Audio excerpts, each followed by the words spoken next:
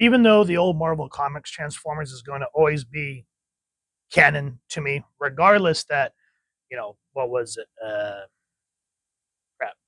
Not Image, not Dark Horse. What was the other one? IDW. Even though IDW had Transformers for a long time, along with G.I. Joe. And I'm enjoying, the Energon universe is growing on me, but Transformers Marvel is always going to be canon. So with that said, this is the new Skybound Transformers issue 3. And this book, it's like there is no moment to breathe. But before we dive into that, this is Daniel Warren Johnson doing the writing and art, Mike Spicer. Yes, Spicer doing the colors, Rus Wooton doing the lettering, everyone else working on the book. So this is Sparkplug, but they call him Sparky, and this is Carly, which I know we're all used to her being the blonde-headed little girl from the cartoon. But it's kind of interesting to see how they reimagined each character. And he's like, Carly, please. Had he died? What happened? Oh, kiddo, tell me everything.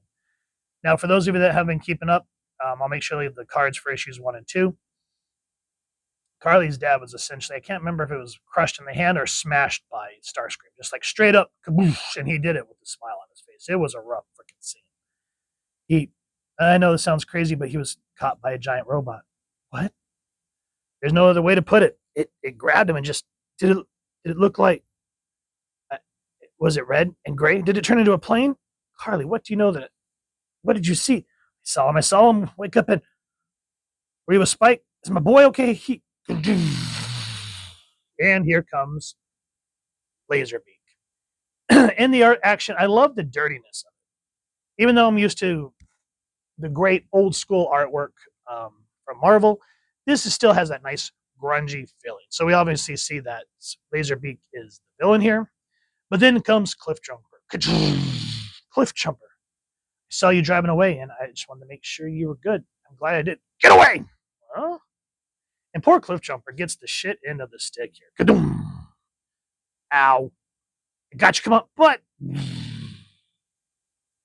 And then back at the Ark, they're trying to get Energon, obviously. And 3 issues in. And think about it, this came out, when was this? Hold on. 20 something. I know that. Maybe 2024. So this came out last year. And this is before everything has been established. Now, no one at this point knew where Megatron was. So Starscream, of course, has taken command. We all have the Energon we need. The raw materials of this world are still lacking in order to bring Cybertronian technology to 100%. What about the metals from the plane? We took so much back with us.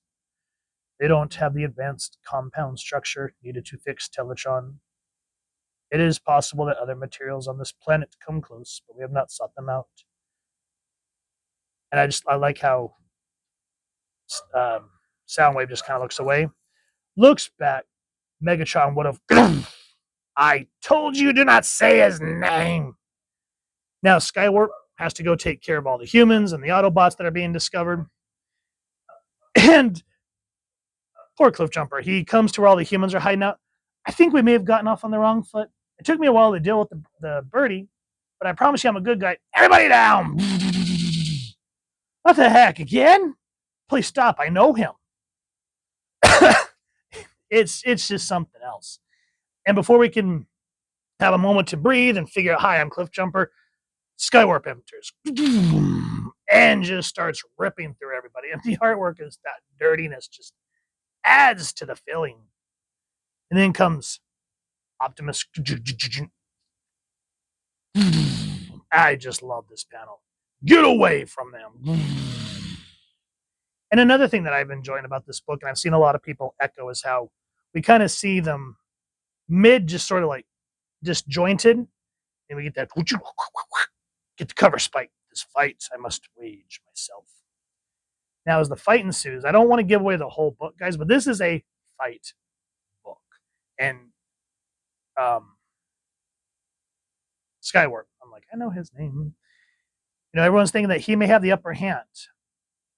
But Optimus decides that he's going to take the upper hand. And I love this splash page where he just and just starts beating Skywarp to death with his own Now, as the book comes to a close, Spike's caught in the crossfire, and it's Sparkplug's turn to trust. And that's where we kind of get a moment to sort of, not on a nice levity moment, it's more of a dramatic, oh shit, what's going to happen? So I don't want to give any more away, guys. I know this was a short review, but I want you to go check out and support your local comic shop and either get the individual copies if you can, or the collected trade, because I'm sure it's up to like 20 something now. Either way, please first and foremost support your local comic shop and check out this book. It is growing on me. If you've enjoyed this review, really would appreciate if you take a moment to like, share, and subscribe. Helps the channel more than you could possibly know. And if you don't mind hitting that fancy little Energon bell, next subscribe. That way, I get typical content. You guys get notified. Come to the channel, and I love talking with you. I'll hear your thoughts and feedback down in the comments or the socials, which I'll make sure the links down in the description. So, with all that said, hope you all continue to have an absolutely amazing day reading, and happy hunting, everyone.